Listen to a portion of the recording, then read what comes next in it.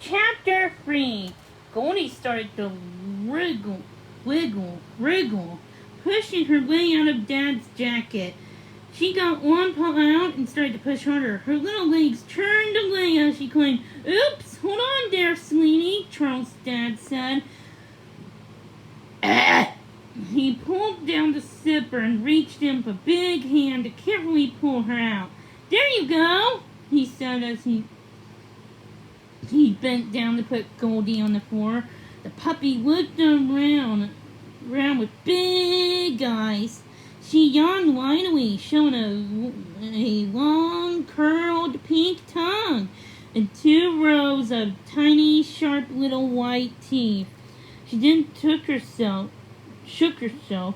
took a couple of unsteady steps. Her little tail stuck straight up in the air. Her golden coat was tangled and smudged with soup. Doggy! Yelled the bean. He started to crawl towards Goldie. Mom swooped down to pick the bean up. Let's let the doggy get used to us slowly, she said. She kissed the bean's ear and held him tight. He then yawned, showing off his own pink tongue and little white teeth. Goldie took 3 steps forward, then stopped trembling. This room was warm, and it smelled so good, but it was big. There was so many people in it. Charles sat down on the floor and reached out a hand. Here, Goldie, he called. Goldie patted towards him. She knows her name, Lizzie cried softly. What a little smarty, she said as she sat down on the floor next to Charles.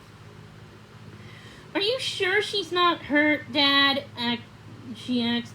Did you check her all over? Not yet, said Dad. We can clean her up and make sure she's okay. She had all her puppy shots, so unless she's hurt, we don't need to take her to the vet. Sammy finished up his French toast and stood up. I'll go get some of Rufus's old toys, he said. Goldie might as well borrow them if he's not using them. He headed for the door. Plate, Sammy, Mrs. Peterson reminded him. Sammy went back to the table, grabbed his plate and fork, and then brought them to the sink. I'll be right back, Goldie, he promised as he let himself out. Dad took a clean towel out of the drawer, let a corner of it at the sink, and joined Charles and Lizzie on the floor. Let's take a look at this pup, he said. But when Dad reached for Goldie, she scooched down, her eyes wide and her ears held back. She tucked herself under Charles' knees. She's still scared, said Charles. It's okay. Okay, girl, he said softly. Come on, Goldie, I'll hold you so Dad can check you out. He held out his hands, and Goldie climbed onto his lap, making little snuffling noises as she curled into his arms.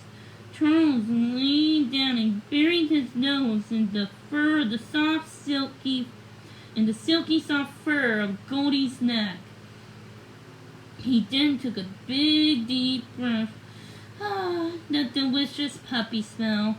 Charles felt perfectly happy sitting there on the floor with a warm dog in his lap. With Charles holding her to keep her calm, Lizzie and her dad wiped Goldie's coat clean and checked her over to make sure she had no cuts or bruises. By the time they were done, Goldie wasn't frightened anymore. She started to mouth their hands as they petted her, gnawing them with her teeth. Hey! Cried Charles. Do I look like a puppy to you?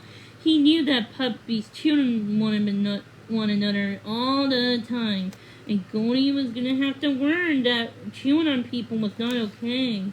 Charles held Goldie in his arms, giggling as she licked and chewed at his earlobes. She then struggled to get down, and he let her go. She skidded for the kitchen and crossed the floor, heading for the beans plate of French toast. Hold on, said Charles. That's not puppy food. He scrambled back to get the plate before Goldie did. Goldie sat back, looking disappointed. She then caught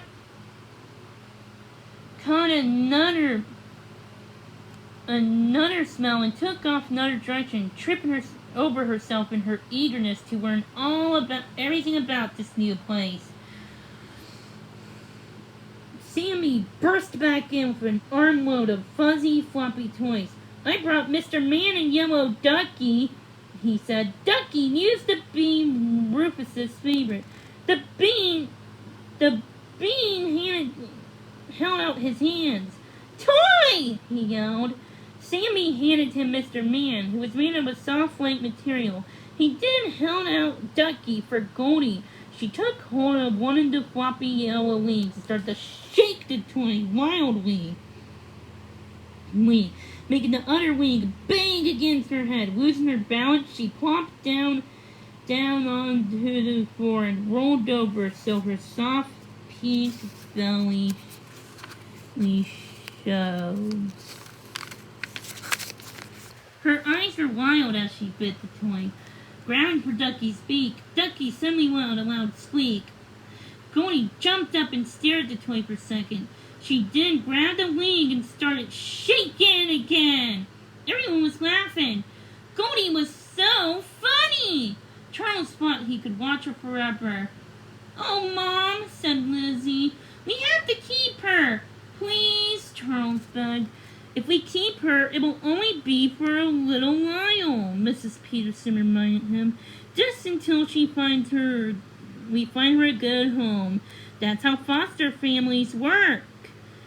"We'll take good care of her," Charles promised. "She won't be any trouble." Just then, Goldie rolled over, jumped to her feet, and took 3 steps to the spot under the kitchen. She sniffed, she squatted, and she peed.